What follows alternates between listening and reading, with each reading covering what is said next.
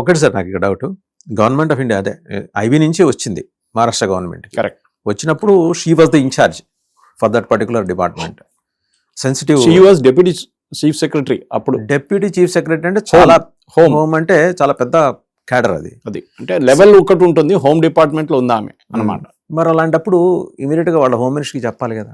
Yes, దాని తర్వాత ఏం ఎంక్వైరీ జరగలేదు, ఆమెను ఇంటర్వ్యూట్ కూడా చేయలేదు. అండ్ మణి గారు క్లియర్గా ఆన్ రికార్డ్ చెప్తున్నారు, ఇన్ఫర్మేషన్ వెళ్ళింది, there is a return record ministry of home affairs లో file number so and so ఇది ఉంది. ఇలా పర్టికులర్ గా తాజ్ మీద జరగబోతుందా లేకపోతే బాంబే ఇన్స్టిట్యూషన్ ముంబైలో ఉన్న చాలా మటుకు పబ్లిక్ ప్లేసెస్, అది కాకుండా ఇన్స్టిట్యూషన్స్ మీద కూడా జరగవచ్చు. ఇన్స్టిట్యూషన్స్ అంటే హబాద్ హౌస్ వీళ్ళది, జ్యూస్ చాలా మటుకు ఒక గెస్ట్ హౌస్ లాగా, ప్రేయర్ హౌస్ లాగా, అది చాలా మంది వాళ్ళు జ్యూస్ బాంబేకి వస్తున్నారు, అక్కడ ఉంటారు, ఉండేసి 2 రోజులు ఉండి వెళ్ళిపోతారు. ఇప్పుడు బ్రెడ్ అండ్ బ్రేక్ఫాస్ట్ అంటారు మనం, ఆ టైంలో అది సపరేట్ ఉండే ఒక ఓయో లాగా. అది కాకుండా ఈ అటాక్ జరిగిన రోజు కూడా, ఆ రోజు వీళ్ళు ఈ టెర్రరిస్ట్ వచ్చిన రూట్ కోలివాడలో దిగారు, కొలాబా దగ్గర, అంటే కొలాబా కదా కొంచెం ముందు ఈ కోలివాడ ఏరియాలో దిగారు. బుద్వార్ పార్క్ అంటారు దాన్ని. ఈ కోలివాడ ఎట్లా అంటే ఫిషర్మెన్ విలేజ్, అక్కడ ఒక బయట మనిషి నడుచుకుంటూ వెళ్తున్నప్పుడు ఎవరికైనా డౌట్ వస్తుంది ఈడెవడరా అని చెప్పేసి, ఎందుకంటే వాళ్ళకి తెలుసు, లోకల్స్ ఉంటారు, ప్యూర్ బయట వాళ్ళు తెలుసు వీళ్ళకి ఏం పని ఇక్కడ, మా విలేజ్ మా ఏరియా అది. దీని లోపల నుంచి 6-7 మంది పెద్ద పెద్ద క్రికెట్ కిట్ లాంటి కిట్ పట్టుకొని నడుచుకుంటూ వెళ్తున్నారు, అది కూడా మొత్తం తడిచిపోయారు. లాస్ట్ 200 మీటర్లు ఈత కొట్టుకుంటూ వచ్చారు వాళ్ళు. ఓకే, అవతలే 200 మీటర్లు, బోట్ అక్కడ దాకా రాదు కాబట్టి అక్కడ దాకా అక్కడ ఇచ్చేసి బోట్ని వాళ్ళు ఈత కొట్టుకుంటూ వచ్చారు, అంతే ట్రైనింగ్ ఇచ్చారు వాళ్ళకి, వెల్ ట్రైన్డ్. దాని తర్వాత బుద్వార్ పార్క్లో ఇప్పుడు మీకు ఓలా ఊబర్ దొరుకుతుంది, కానీ ఆ టైంలో ట్యాక్సీలు దొరకవు. సాయంత్రం 5:30 టైంలో మీకు అసలు ట్యాక్సీ దొరక ప్రసక్తే లేదు. It was the evening sir. వాళ్ళకి 8 ట్యాక్సీలు రెడీగా ఉన్నారు అక్కడ. ఓకే, పేమెంట్ ఎవరు ఇచ్చారు, ఈ ట్యాక్సీలు ఎక్కారు, వాళ్ళు ఆ రూట్లో వెళ్ళిపోయారు. కొంతమంది ట్రైడెంట్కి వెళ్ళారు, కొంతమంది లియోపోల్డ్ కెఫే తాజ్ పక్కనే, కొంతమంది హబాడ్ హౌస్కి వెళ్ళారు, కొంతమంది తాజ్కి వెళ్ళారు, అంటే వీళ్ళు లియోపోల్డ్ వాళ్ళు తర్వాత తాజ్కి వచ్చారు, కొంతమంది తాజ్లో ఉన్నారు ఆల్రెడీ.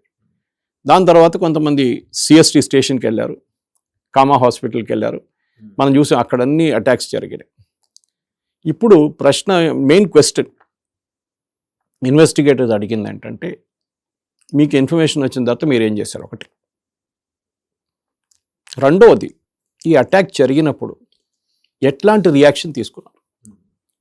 మీరు దీని గురించి చాలా సినిమాలు వచ్చినాయి, మీరు చూసుంటారు.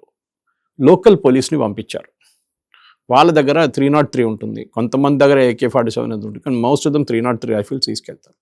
ఈ టెర్రరిస్ట్ దగ్గర మొత్తం ఆయుధాలు ఉన్నాయి, మోడర్న్ ఆయుధాలు. అది ఇంకోటి, వీళ్ళొక యుద్ధం జరిగింది ఆ రోజు అక్కడ, ఆల్మోస్ట్ 2 రోజులు. వీళ్ళు తీసుకొచ్చిన ఆయుధాల కన్నా చాలా మటుకు ఆయుధాలు తర్వాత దొరికింది, అంటే ఆల్రెడీ హోటల్ లోపల అది ఉంది. మనం ఇప్పుడు ఈ తాజ్ అటాక్ జరిగిన తర్వాతనే మన హోటల్స్లో స్క్రీనింగ్ మొదలు పెట్టారు. మీరు ఒక పెద్ద బ్యాగ్ తీసుకెళ్తే హోటల్లో చెక్ ఇన్ చేస్తున్నారు, మన ఎయిర్పోర్ట్ స్కానర్ చేస్తారు, స్కానింగ్ చేసి బ్యాగేజ్ పంపిస్తారు అటువైపు, వెహికల్స్ చెక్ చేస్తారు. దీనికన్నా ముందు లేకుండే అది. ఓకే సరే, ఆ హోటల్ బయట ఒక చాయ్ అమ్మేటోడు ఉంటాడు ఇప్పుడు. ఓకే, ఆయన చాలా పెద్ద క్రౌడ్ అట్రాక్ట్ చేస్తారు, ఈ టాక్సీ వాళ్ళు, టూరిస్టులు అందరూ వస్తారు. చాయ్ అంటే ఎక్స్టెండెడ్ బిస్కెట్స్ అన్నీ ఉంటాయి. ఈ అటాక్ జరిగిన రోజు నుంచి ఆయన కనిపించట్లేదు, జరిగిన రోజు లేడు, జరిగిన రోజున తర్వాత ఆయన కనిపించట్లేదు. ఇప్పుడు ఈ అటాక్ జరిగింది. సో ఓకే, వాళ్ళకి అన్నిటికంటే పెద్ద డిసడ్వాంటేజ్ ఏమంటే సెక్యూరిటీ ఫోర్సెస్కి తాజ్ హోటల్ది లేఅవుట్ లేదు వాళ్ళ దగ్గర.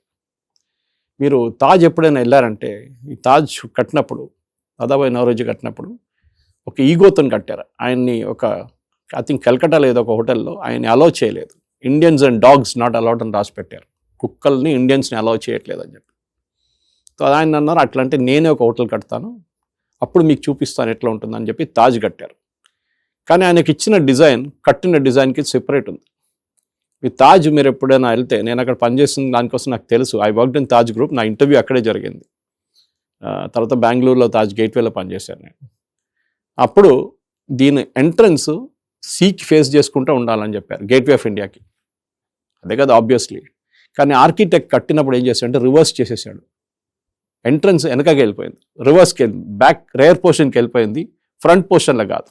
సో తర్వాత ఒక ఎంట్రన్స్ క్రియేట్ చేశారులే కాదు, కానీ దాని పక్కన ఇంకొక మోడర్న్ బిల్డింగ్ కూడా కట్టారు. తాజ్ది. ఇది ఒక హెరిటేజ్ బిల్డింగ్, దీన్ని ఎక్కువ ముట్టలేము, ఎక్కువ రెనోవేట్ చేయలేము అన్నమాట. సో ఈ లియోపోల్డ్ కెఫే అటాక్ చేసిన తర్వాత ఈ టెర్రరిస్ట్ అంతా దీని లోపలికి వచ్చారు. మనకు తెలిసిన స్టోరీ అది. సరే, వీళ్ళని అడ్డుకోవడానికి ఏమైనా చేయాలి కదా. ఇప్పుడు క్యూఆర్టీ అని ఆర్మీ వాళ్ళ క్విక్ రియాక్షన్ టీం ఉంటుంది, పోలీస్ వాళ్ళది కమాండో ఫోర్స్ ఉంటుంది, మనం చూసిన ముఖ్యమంత్రి ఇంటి దగ్గర అక్కడ ఇక్కడ అన్ని పోస్ట్ చేసి ఉంటారు వాళ్ళు క్విక్ రియాక్షన్ టీమ్స్. ఆ టైంలో అది లేదు. కానీ అప్పుడు శివరాజ్ పాటిల్కి మినిస్ట్రీ ఆఫ్ హోమ్ అఫైర్స్ నుంచి ఆ రోజు కంట్రోల్ రూమ్లో ఉన్న ఒకటే మనిషి ఆర్వీఎస్ మనీ. అప్పుడు మీరు అడగొచ్చు మిగతా వాళ్ళు ఎక్కడ ఉన్నారు, home secretary, joint secretary, secretary, వీళ్ళందరూ పాకిస్తాన్లో ఉన్నారు. అందరూ ఆ రోజు పాకిస్తాన్లో ఉన్నారు. పాకిస్తాన్ గవర్నమెంట్ వీళ్ళందరినీ చర్చలకు పిలిపించారు. ఎవ్రీ ఇయర్ ఒక హోమ్ సెక్రటరీ లెవెల్ టాక్స్ ఉంటుంది. ఇక్కడ నుంచి 10-15 మంది వెళ్తారు, వాళ్ళు కూడా 15 మంది వస్తారు. వీళ్ళు కూర్చొని మాట్లాడతారు కామన్ ఇష్యూస్ గురించి, క్రిమినల్స్, అది ఇది, డ్రగ్స్, ఆయుధాలన్నీ గురించి.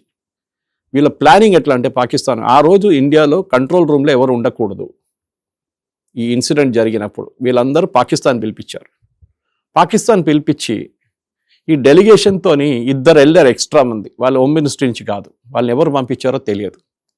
వాళ్ళు ఆ రోజు సాయంత్రం వచ్చేసారు. మిగతా వాళ్ళని అదే రోజు సాయంత్రం రావాల్సిన మనుషుల్ని ఇస్లామాబాద్ దగ్గర నుంచి కొంచెం దూరం మురి అనే ఒక రిసార్ట్ ఉంది, అక్కడికి తీసుకెళ్లారు. ఒక హిల్ స్టేషన్ లాగా. అక్కడ ఆ టైంలో మొబైల్ ఫోన్స్ పనిచేయదు. ఓకే, ఇప్పుడు బహుశా పనిచేస్తుంది కానీ ఆ టైంలో పనిచేయదు. అక్కడికి తీసుకెళ్లారు. ఉండండి, ఈ రోజు రాత్రి మా ప్రధానమంత్రి గారు, మా ఫారిన్ మినిస్టర్ మిమ్మల్ని కలుస్తారు, ఈ రోజు ఉంటే రేపు పొద్దున వెళ్ళిపోండి మీరు అందరు. అంటే ఆ అటాక్ జరిగిన రోజు సాయంత్రం వీళ్ళు అక్కడ మురిలో ఉన్నారు. మణి గారిని ఏం చేశారు, ఎవరో మినిస్ట్రీ ఆఫ్ హోమ్ అఫైర్స్ నుంచి ఒక ఇన్స్ట్రక్షన్స్ ఏమైందంటే, మీకు అలహాబాద్లో ఒక కేసు ఉంది, ఒక ఫేక్ కరెన్సీ కేసు, నేపాల్ నుంచి వచ్చిన కరెన్సీ కేసు, పాకిస్తాన్ పంపించిన కరెన్సీ కేసు పట్టుకోవాలని చెప్పి మణి గారిని అక్కడికి పంపించారు లక్నోకి. కానీ ఆ రోజు జడ్జి రాలేదని చెప్పి కేసు వాయిదా పడింది. సో మళ్ళీ వెంట్ బ్యాక్. ఆయన యాక్చువల్లీ 2 రోజులు ఉండాలి అక్కడ ప్లాన్ ప్రకారం. అది వీళ్ళు చెప్పి పెట్టారు, మీరు అక్కడే ఉండండి 2 రోజులు అని. ఆయన అదే రోజు ఆఫ్టర్నూన్ వచ్చేసారు, రిటర్న్ వచ్చి డైరెక్ట్లీ ఆయన ఇంటికి వెళ్ళి అక్కడ నుంచి మినిస్ట్రీ ఆఫ్ హోమ్ అఫైర్స్కి వచ్చారు. సాయంత్రం కాగానే ఈ అటాక్ జరిగింది. 7-7:30 న్యూస్ వచ్చినప్పుడు ఈయన కంట్రోల్ రూమ్లో ఉన్నారు.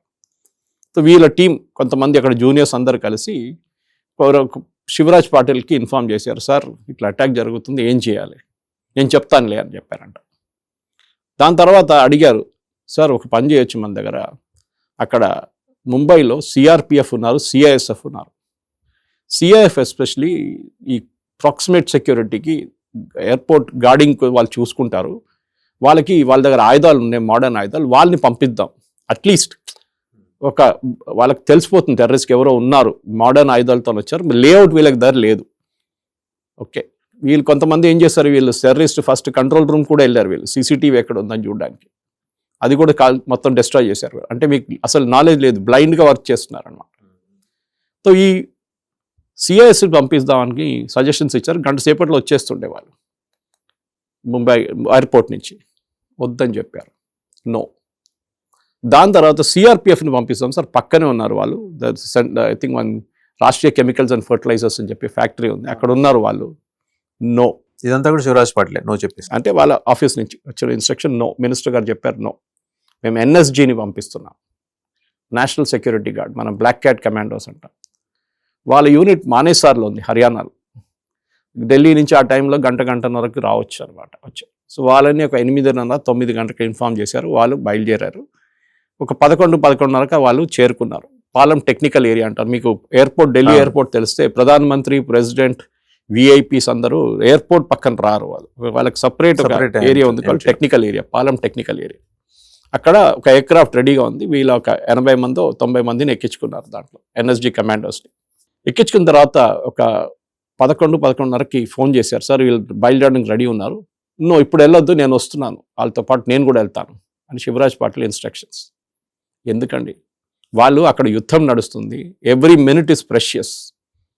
ఓకే, వెళ్ళాల్సింది, ఎవ్రీ మినిట్ ఇస్ ప్రెషియస్. అక్కడ వెళ్తే 140 కాదు, 150 కాదు, ఒక 10 మందిని తక్కువ. మినిస్టర్ అనుకుంటే ఇంకో చార్టెడ్ ఫ్లైట్ పెడతారు, చార్టెడ్ అండి, బిఎస్ఎఫ్ ఉంది వాళ్ళ దగ్గర, చాలా ఉన్నాయి వాళ్ళ దగ్గర. ఓకే, అది తీసుకోలేదు, ఉండమన్నారు.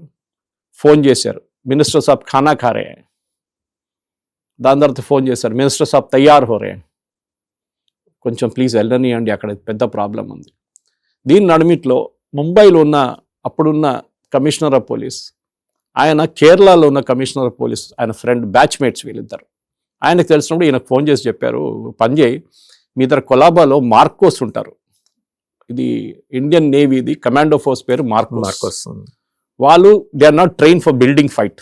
వాళ్ళు ఈ నీళ్ళలో దూరి కాశ్మీర్లో అంతా ఇనీషియల్ డేస్లో దాల్ లేక్లో వాళ్ళు స్విమ్ చేసుకుంటూ ఈత కొట్టుకుంటూ పోయి టెర్రరిస్ట్ని చంపిన కేసులు ఉన్నాయి చాలా మటుకు.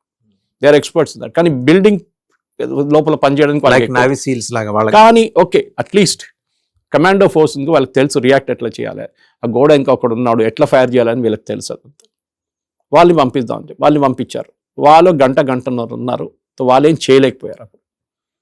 అప్పుడు దాకా వీళ్ళు 2:30 బయలుదేరారు, అంటే almost 3 hours delay Delhi airport. Early morning 2:30. అక్కడి నుంచి 2 hours ముంబై వచ్చే 1.5 hours అనుకోండి వచ్చేసారు.